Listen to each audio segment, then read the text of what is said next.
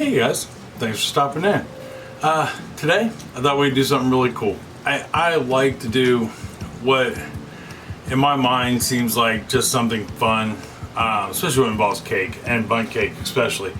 And today we're going to do a Milky Way bar Bundt cake. I've had this on my mind for a couple weeks now, and of course you probably already knew this if you caught yesterday's video with that absolutely fantastic mini meatloaf one sheet pan meal. And if you haven't caught it yet, go check it out. It's not even that long of a video, and that's a really good meal. But that being said, this Bundt cake, not only does it have Milky Way candy bars in it, but we're going to top it with some, and it's got a lovely milk chocolate ganache, and it just screams unhealthy, tender, and delicious. And I mean, you can't beat that, really, especially when it comes to cake. I mean, because let's be honest, if we're making dessert, it's not because we're on a diet. And I'm just not that onto a diet at the moment. But anyhow, I would love to be able to tell you about how it tastes, but like most of the things we do here, I haven't made it yet, so I have no clue. That being said, though, if you are new to my channel, this is your first video, welcome. Glad you stopped by. Hope you got something out of this video. Hope you check out some of my other videos. If you're returning or one of our new subscribers, welcome back and thank you. If you are new, maybe you'll consider subscribing. That being said, don't forget to like, subscribe, share, hit that notification bell. All those are important on getting us out into the algorithm and growing our channel. Our goal for end year is 5,000 subscribers. We're at 3508, 3507 at the moment, and it's still growing. I'm not hating on it, but the more we share and subscribe and like and all that stuff, the more we get out into the algorithm, and we can watch our neighborhood turn into that village a little quicker.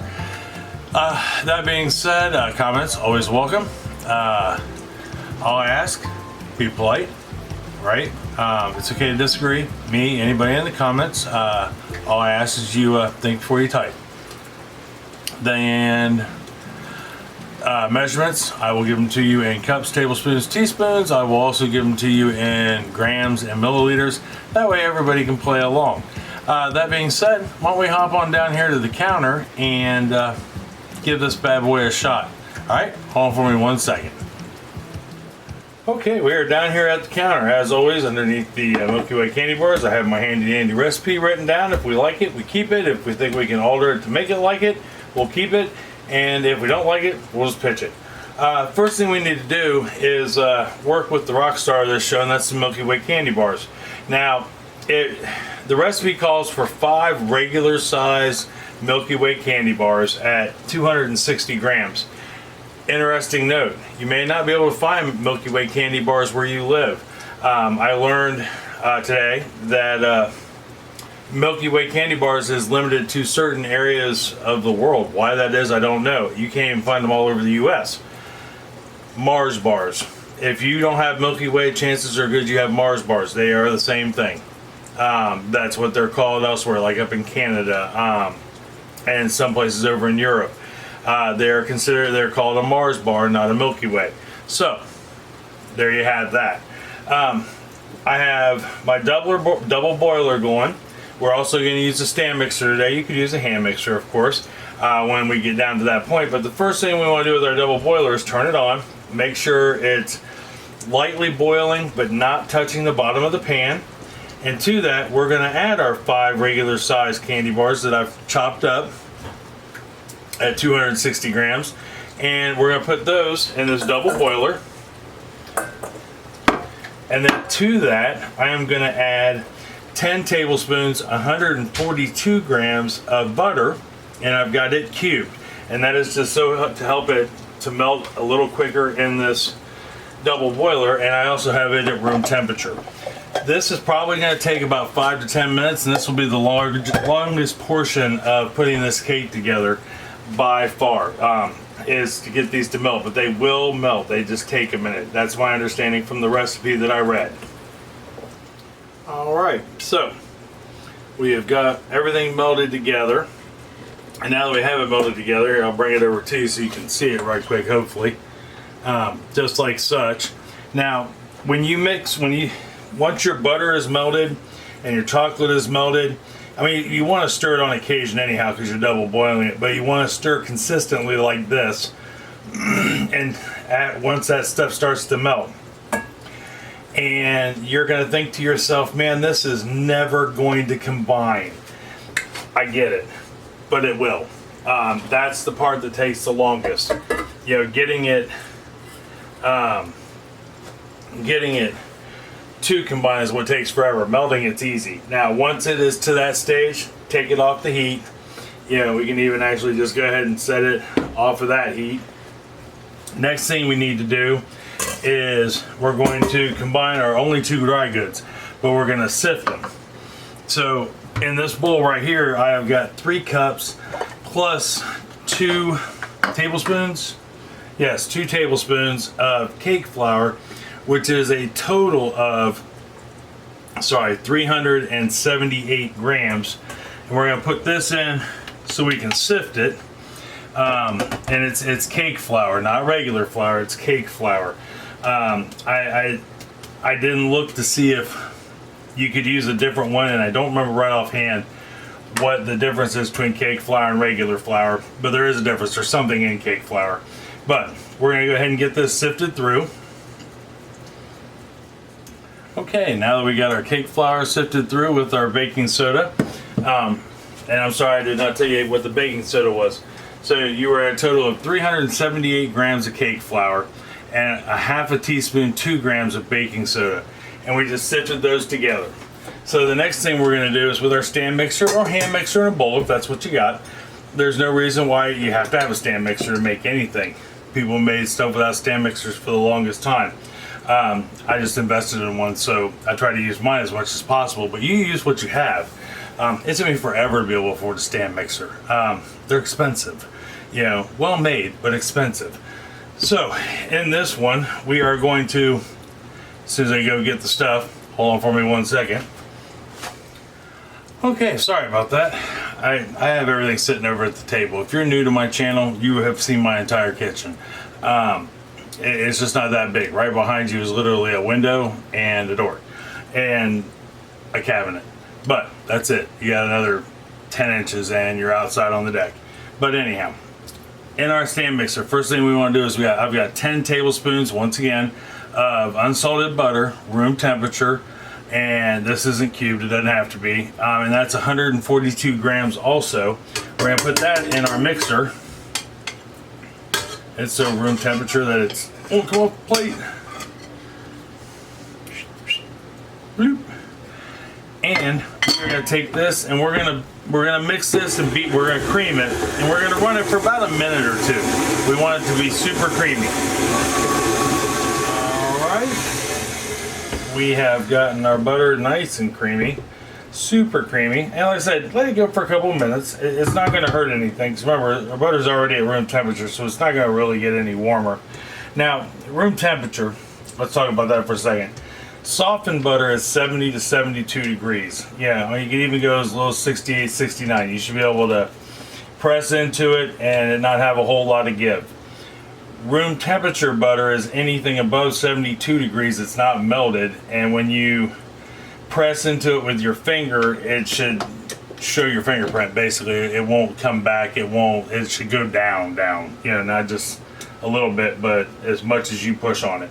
So that's the difference between room temperature and softened. Softened also is like 30 minutes out here, 25 minutes. Room temperature is a little more, you know, is 45 minutes to an hour.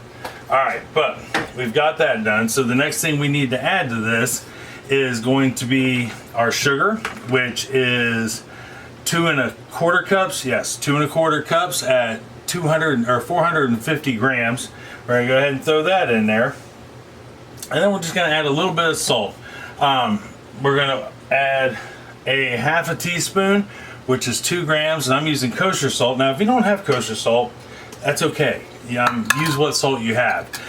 Kosher salt is just preferred because it doesn't give a heavy salt taste to anything. It really just its job is to accent flavors. Now, we are going to let this go on medium speed, about number 6. Don't start out on 6 or you'll blow it all up into your face. But we're going to run this on a medium speed, number 6 if you're using a stand mixer, for about 5 minutes, just to get this nice, light, fluffy, smooth, like really good mashed potatoes. I'll be back in just 1 second. Okay, we let that run for about 5 minutes. And I'll show you real quick what I mean by light and fluffy. And I know you guys, some of you guys have heard me say this a million times, but you may not have. And that's the ones that, you know, need to know this. So we're gonna go ahead and scrape our bowl down. And by what I mean by light and fluffy is it should look like mashed potatoes. You know, like a good mashed potato. So that is light and fluffy. See how it looks like a good mashed potato?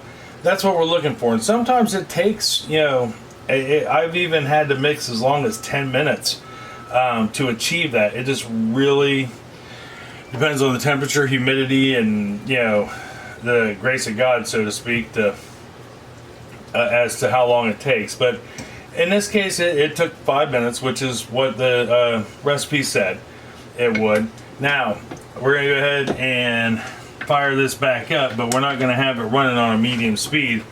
We're going to have it running on a lower speed. If you're using your if you're using the KitchenAid, anyway, that's the only reference I have. I have it on number 2, and then I've got 5 large eggs right here, and I'm going to add those in one at a time. And 5 large eggs is 250 grams. All right, we've got those eggs mixed in there. Now, when you put your eggs in one at a time, you want to wait until you don't see the egg anymore. I mean, my batter, yes, is yellow, but you'll see you'll drop your egg in, then you'll see streaks, and then all of a sudden you won't see streaks. It'll be incorporated, and that takes about, I don't know, 20-30 seconds per egg. And if your eggs are truly at room temperature, 20 to 30 seconds. If they're a little cold, that might take a little longer. But that's probably the one thing you really want to make sure is room temperature. And then we'll just go ahead and give her another good scrape. Scraping is never a bad thing. It tells you where you're at. Is everything mixed good? Are we no streaks, no lumps, no clumps? Everything's smooth like it should be. You know, unless of course you got something in there that should be clumpy. And then that would be a whole different ball game. All right, so we got our eggs in there, all 5 eggs. So the next thing we're going to do a 3-2. Okay, so a 3-2 means I'm going to put my flour and baking soda in 3 parts, and then I have got 1 1/4 cup of buttermilk, but I'm going to put this in 2 parts. So 3 parts flour. So I'll do my first third, and it doesn't have to be exact, but you want it to be close. You know, so I'm going to put about 1/3 of this mixed in. Just like that. And I'm going to mix this on like a medium speed. You know, they're low speed, nothing fast, because we don't want that flying up in our face, right? And when it's mostly mixed, I'm going to go ahead and add my half of this in. So 2/3 of my milk in. Like I said, doesn't have to be precise. And then we'll let this get incorporated. Then I'll add another 1/3, the other half of this, and then my last 1/3. All right, so next thing we want to do, we're going to turn this back on low speed. We're going to grab our melted candy bars and butter. We're going to give it a good turn. You know, we're going to give it a good mix because it gets a skim coat on top. That's all right, because this skim coat you can make disappear. We're going to give that a good mix, and then we're just going to slowly put this into our batter. And then the last thing we got to put in here is some vanilla extract, and it's 2.5 teaspoons, right? Or no, I'm sorry, it's 2 tablespoons, 30 milliliters of vanilla extract. We're gonna go ahead and get that in there, and then as soon as we see it mostly disappear, which is right about now, we're gonna go ahead and turn it off. All right. And what we're gonna do is I'm gonna take the spatula, and I'm going to mix the rest of this up by hand, get the rest of the streaks out. That way we don't over mix it. We don't want to over mix it and get the glutens too excited, because then the cake will turn out bouncy and tough, I guess would be the best way to describe it, and not tender. And we want it to be tender. Cakes should be soft and tender. So we got our batter mixed in by hand, and you notice I never once talked about the Bundt pan and having it done prior to when we were turning on the oven and all that stuff. And that's because in the recipe it said not to do it right away, but to do it now. And I'm wondering if that means that we're letting that rest a little bit. But with Bundt pans, now I know you're freaking out. You're going, oh my gosh, Bundt pan, we will never be able to get this out. You will.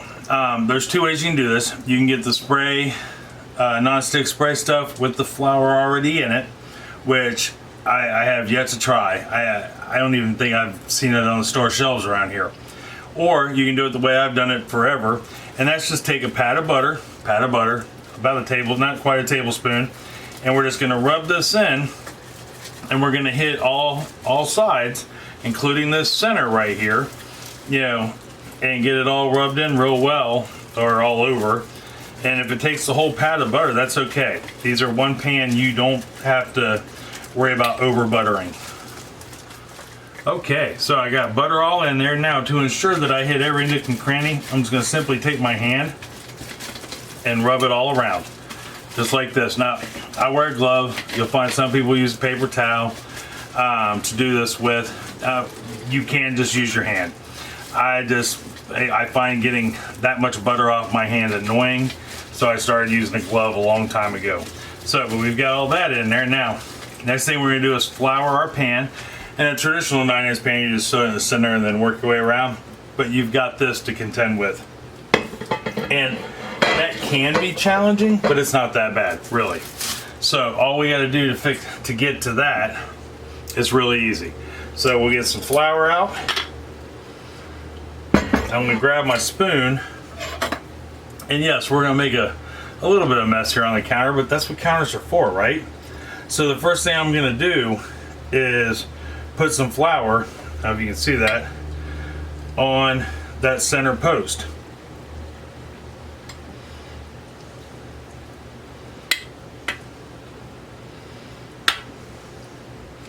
Just like that.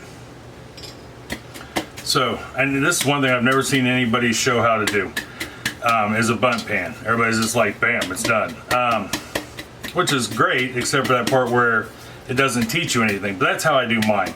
I hold that in. So we got that good to go. So the next thing I'm gonna do, after we got it like that, is I'm just gonna turn it over and I'm gonna tap it a little into the sink or the trash can. Now when I'm doing regular 9-inch round pans, I simply flip it on top of the next pan, hit it a couple times, and it comes out looking like that.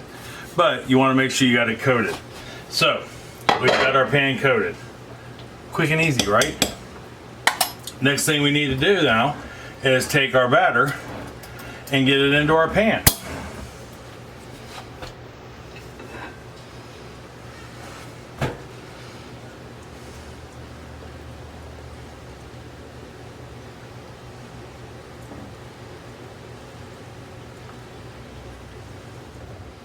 Okay, so we've got our batter into our pan.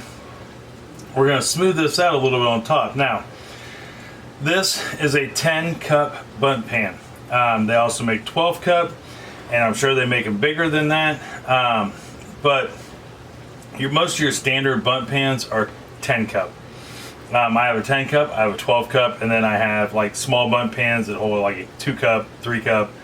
But you want to smooth that out when you fill your Bundt pan up. If you're not sure, like this recipe didn't tell you what size Bundt pan. It just said Bundt pan. Rule of thumb, no more than 2/3 full. If you go any higher than 2/3 full, a lot of Bundt cakes will rise. Well, when they rise, if they rise too high, you end up with Bundt cake in your oven, not in your pan. So 2/3 full at most. I know the picture they showed in the recipe, this bad boy was lined clear up to the top. No way, Jose. No way, Jose, am I doing that. I'd rather keep it 2/3. Plus, as you can see, it took it all. So we get this in the oven real quick, and then we'll talk about how long to bake this for. All right, so we got our cake in the oven.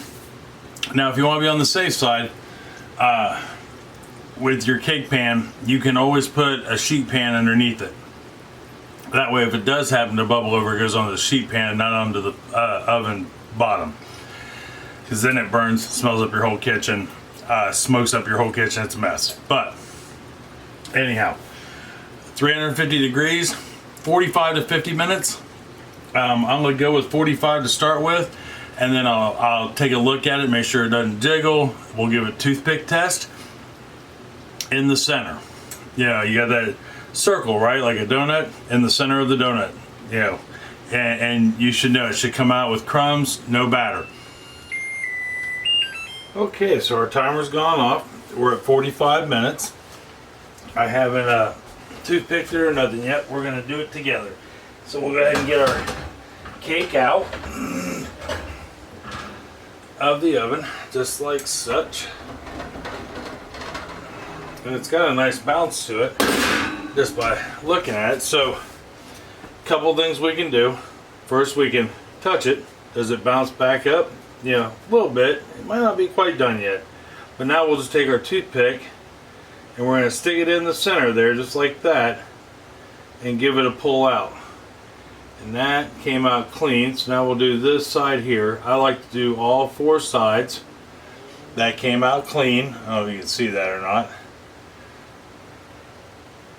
This side, clean, no batter. And this side here, clean, no batter. I can feel it in it. So we're good. It's just got a little bit of crumb on it, no more, no less. And that's what we want. So we can go ahead and turn our oven off. Turn my light off. Now, we're just going to next just let it sit there for 10 minutes. No more, no less. And this was something I just learned the other day while doing some reading. The reason for that certain time, yeah, they always say, you know, let it sit for 5 minutes, let it sit for 10 minutes. It is based on how fast it will cool in here, and it has to do with the butter that you put on your pans.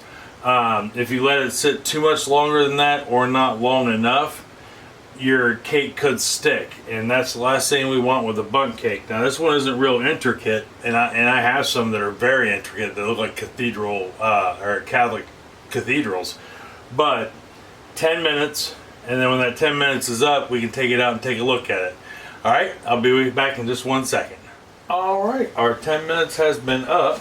So the next thing we need to do is get this out. Now I have an extra rack, so I can just go ahead and put it on top of here. If you don't, that's all right too. You can just simply take a pan and do this exact same thing. Actually, it's not nearly as warm as I thought it was going to be. So we'll go ahead and pop that out. I'm going to get this glove off for a second so I can pull the legs down.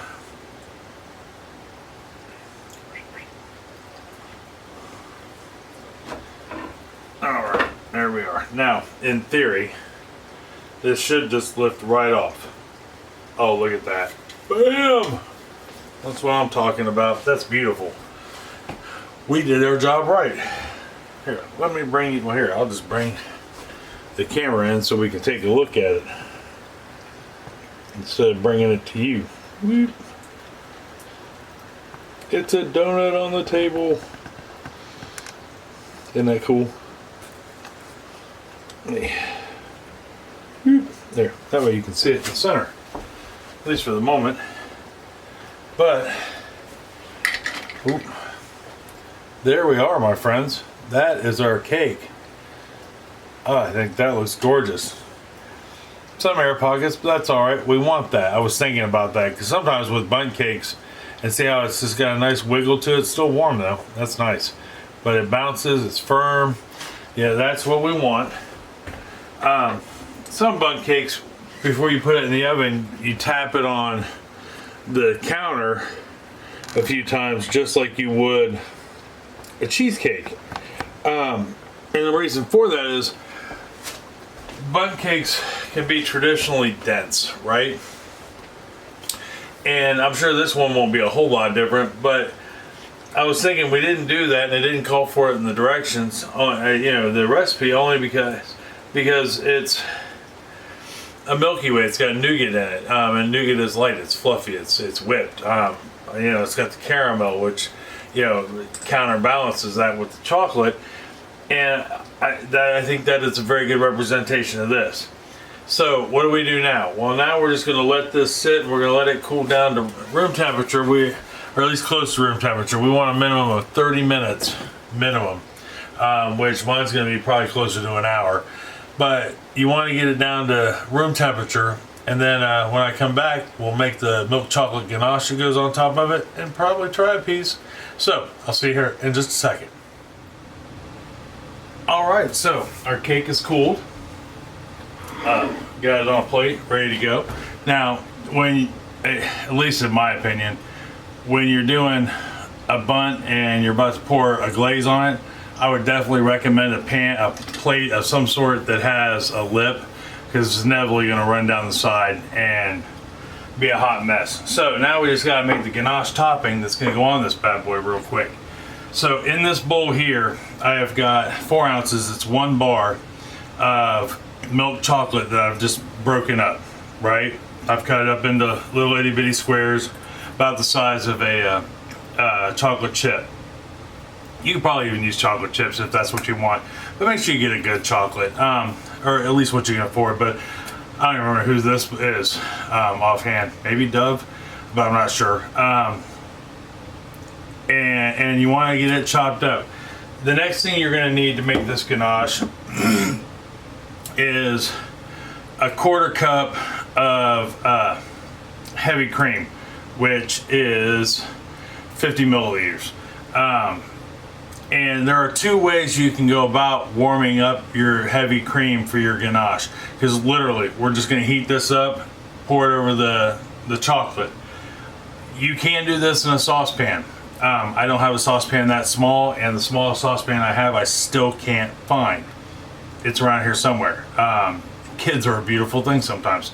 So what I'm going to do real quick is I'm going to go heat this up in the microwave in 30-second intervals. But if you do this, you watch it, keep an eye on it, don't walk away from it, because it will start to bubble up and over if you're not careful. So you want to keep an eye on it, and when it starts to bubble up, it means it's pretty hot and you're probably good.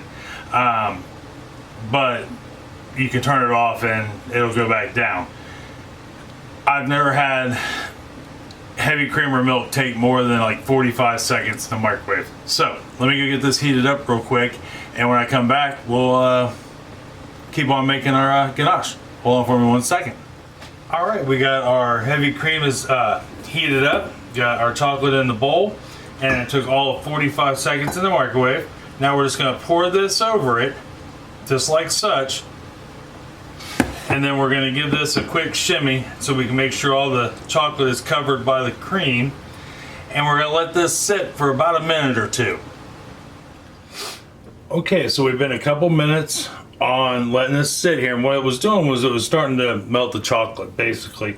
So what we're going to want to do now is take a spoon, and we're going to want to just start swirling in the center. And you don't want to leave the center until you start to see the chocolate form. I'll show you here in a second. Okay, see how we're starting to see the chocolate show up there in the center, and it's starting to turn the cream into a chocolatey color. Now you can start moving away from the center and work your way to the outer edge. And you just want to keep on stirring until it becomes a chocolate sauce, basically. All right, there we have it. That is how you make a chocolate ganache. And the process is the same no matter if it's milk chocolate or semi-sweet or completely unsweetened or dark, or whatever chocolate is you like. That is how you make a ganache. And it's almost always equal parts cream to chocolate. Easiest icing there is, most versatile. If we were to let this cool completely down and whip it, you would have a frosting. So anyhow, let me get this all situated, and we will go ahead and put this on the cake, top it with some crushed up candy bar, and try a piece. Hold on for me 1 second. All right, so got everything situated here. Got our ganache and our cake. Now you can just take it and ladle it over like this with a spoon, which works just as good. I, on the other hand, am just gonna pour it on and let the, chocolate gods kind of put it where they want. All right, we got our ganache on there, looking absolutely beautiful, I think. Definitely picture worthy. Yeah, of course, that's just my opinion. So the last thing I want to do, and this is kind of optional, I have just got some, I chopped up some Milky Way candy bars, or Mars bars, depending on where you're at in the world. And I'm just going to set these on top just for a little something to say hello. And we are complete. Now, you could, go even a little crazier with this. Maybe cut up the candy bars a little finer on the top. You could take some caramel sauce and drizzle it on top of all of that. That would be, crazy, insane good. But I like this just the way it is, personally. And it's just gonna be for us, right? But not that we're not worth a little caramel drizzle. I just don't have any, and I don't have any made up. So let's go ahead and give this bad boy a try. Cut us a small piece. So I think they are quite tender and delicious. If you look at that crumb, look at that, and it's moist. The fork even stays.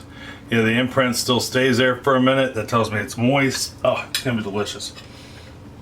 So let me get you up here. I'm gonna do some camera movement.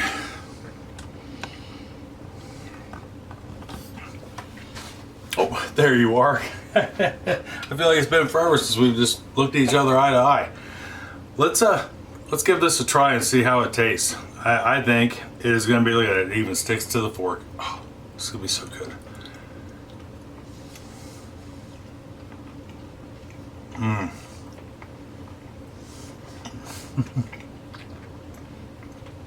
That is a great representation of a Milky Way candy bar.